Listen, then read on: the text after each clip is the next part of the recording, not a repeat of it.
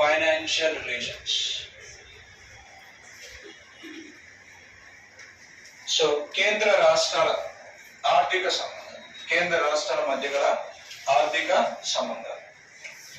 Article 264 to 300 subclass A of Indian Constitution deals with central and state financial relations.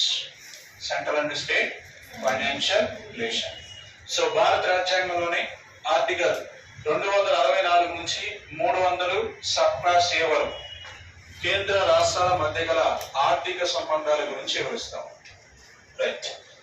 Article 265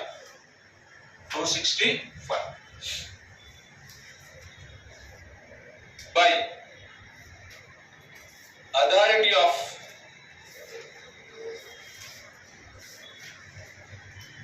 law only government can impose taxes. So by the authority of law only government can impose taxes.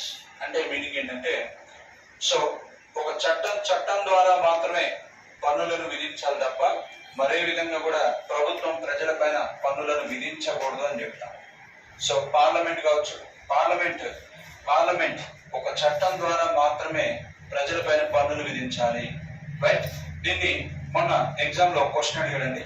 So దీంట్లో వచ్చేసరికి ఇచ్చినటువంటి options వచ్చేసరికి, so parliament ఒక చట్టం ద్వారా పన్నులు విధిస్తుంది. So ఇది ఆప్షన్ 1. ఆప్షన్ 2 వచ్చేసరికి అడిగిన క్వశ్చన్ ఏంటంటే, పార్లమెంట్ ఒక చట్టం ద్వారా పన్నులు విధించవచ్చు మరియు ఫీజులు కూడా విధించవచ్చు.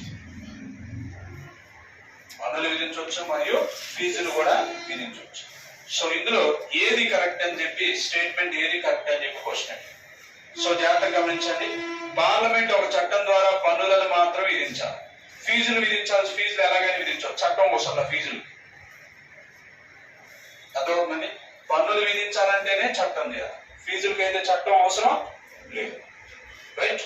సో ఇది రీసెంట్ ఎగ్జామ్ లో అడిగిన క్వశ్చన్ దీని మీద. Next article 266 subclass 1. It describes Consolidated Fund of India.